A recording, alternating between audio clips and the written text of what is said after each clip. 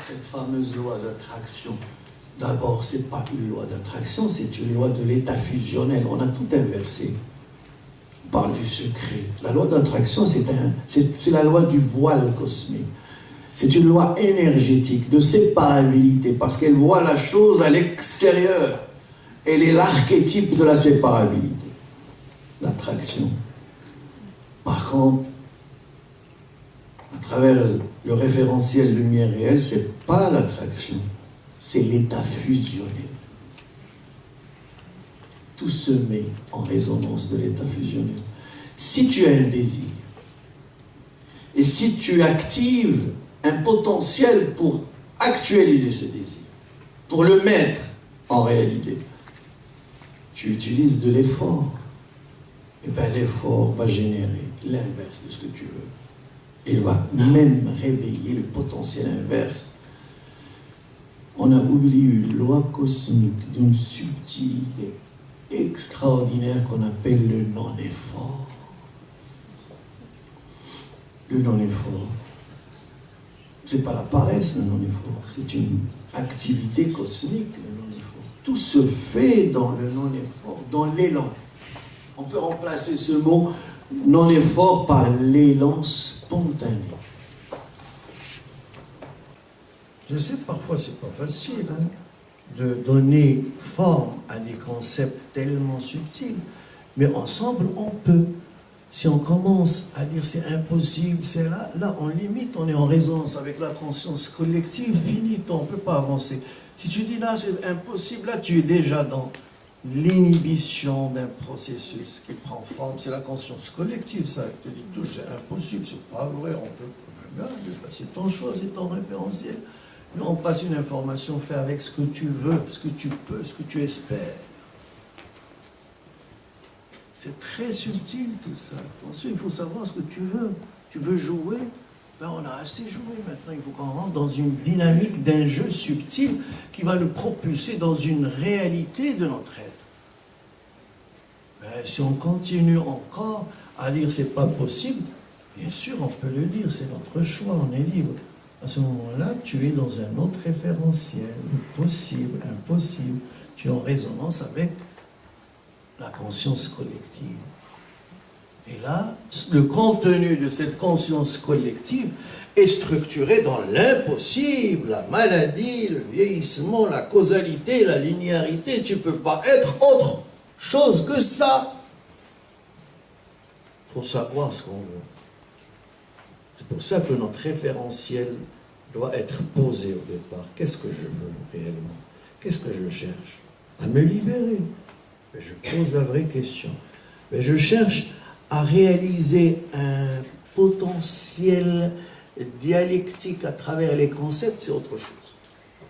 Mais on passe nos journées quand même à choisir, à faire quelque chose. Donc, je ne comprends pas comment on peut rester... quand je vous entends, j'ai l'impression qu'il faut rester vraiment passif, à ne pas prendre de position, à pas choisir, à rien faire. Quoi. Parce que ton référentiel, c'est la pensée. Oui, mais là, je parle d'autre. On nous pose des questions, il faut bien répondre, il faut bien choisir dans la vie. On passe notre journée à faire des choix. Vous avez parlé de choix, là, vous venez juste de parler de choix. Je vais pas Quand je choisis je ne vais pas me convaincre de quoi que ce soit. Doucement. Quand je parle, parce que là, tu es en train d'aller trop vite. Moi, je vais prendre les choses doucement. Je ne vais pas te convaincre. Je parle d'un état qui est le silence entre deux pensées. Toi, tu actives tout à travers la pensée. C'est possible. C'est ton référentiel. Je le respecte. Et c'est pour ça que pour toi, quand je parle de cet état, c'est de la passivité. Parce que tu n'as pas expérimenté le silence entre deux pensées. C'est une expérience. Et là, tu es en train de te projeter dans cette expérience. Tu vois, tout est passif quand tu n'es pas dans l'action activée par la pensée. Non, c'est pas tout à fait ça.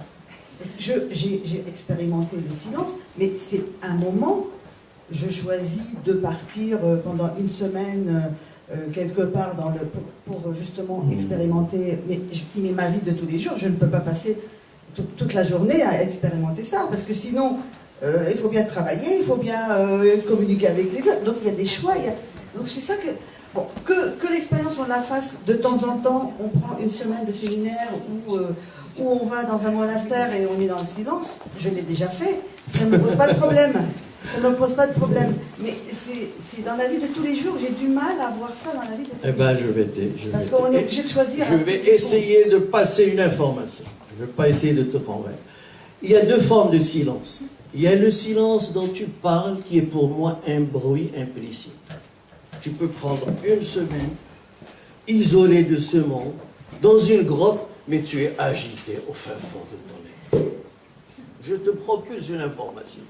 Mais je parle d'un silence transcendantal activé par une tradition évolutive, comme le soufisme, avec un outil magnifique où tu rentres en silence, même quand tu es dans l'activité.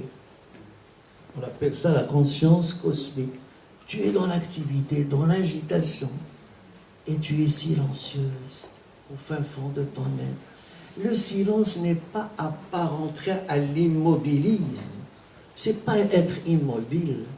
Au contraire, le vrai silence, c'est dans l'action. C'est ça ce qu'on appelle la conscience cosmique dans les Védas. C'est ça l'observateur. Tu es silencieux au fin fond de ton être et actif. C'est ça l'observateur. C'est ça ce qui est important à cerner. Tu es dans l'agitation. Et tu te vois dans l'agitation. Il y a un silence en toi qui va prendre forme. Qui n'est pas le silence immobile, le silence passif. Et ça, c'est une expérience magique. Si tu crois que le silence est apparenté à un état d'immobilisme, non, c'est différent. C'est un silence qui va se propulser même dans l'activité. Et c'est ça ce dont je parle. Et c'est pour ça que je te donne raison, bien sûr.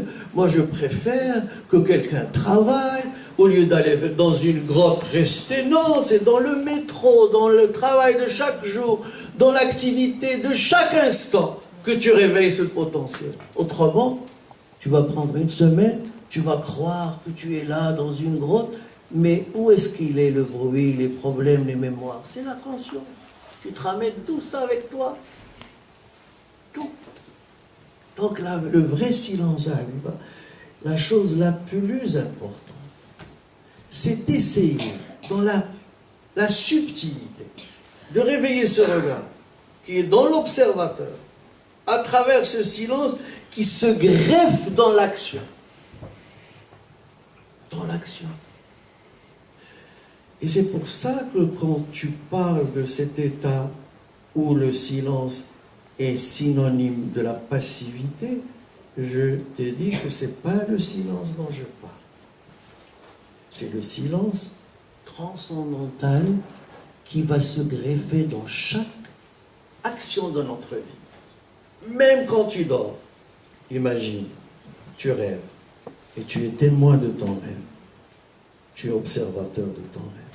Qui voit le rêve? C'est le silence. Tu deviens qui? Le témoin silencieux, immuable, éternel. Oh, Habib, ça c'est la délivrance. Ça, tu commences à réveiller un potentiel magique. Et c'est ce qu'on cherche, à ne pas analyser. On cherche à apporter la fluidité, sans passer par l'analyse. L'analyse est porteuse encore de séparabilité, de résistance. Quand tu analyses, tu résistes.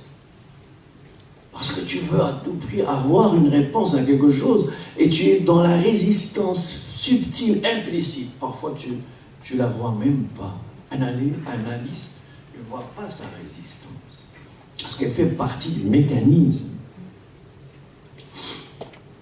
Je raconte toujours cette histoire. J'avais un ami psychanalyste. Une fois, il m'a dit, j'ai fait une expérience magique. Je dis, comment? Il dit, j'ai vu un patient, je n'avais pas envie de le voir, celui-là. Wow.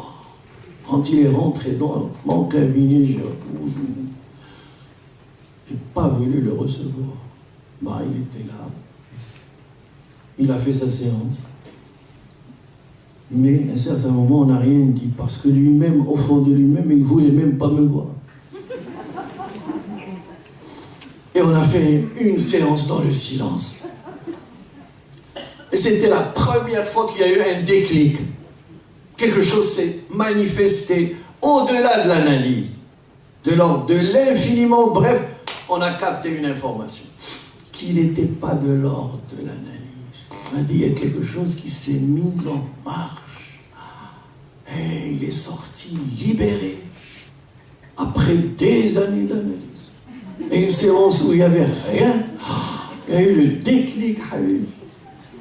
Il dit, magnifique, tu as transcendé, Habib. Vous étiez dans la sphère de la transcendance, dans le champ de tous les possibles, au-delà des mots, dans ce silence magique qui renferme toutes les ouvertures évolutives, conscientes. L'analyse renferme les solutions. Qu'est-ce que c'est qu'une solution? C'est une régression dans la sphère phylogénétique. Bonjour les crocodiles, les éléphants. La descente aux enfers. Tu exagères, Aziz, quand même. On est tous des analystes ici. Il y a des analystes qui me regardent. Oh là, Habiba, j'exagère exprès. Parce que l'analyse, un petit peu, ça sert quand même. Ah, qu'est-ce que je fais là? J'analyse, hein, entre nous. Un petit peu, hein. Parfois, j'exagère pour réveiller un potentiel.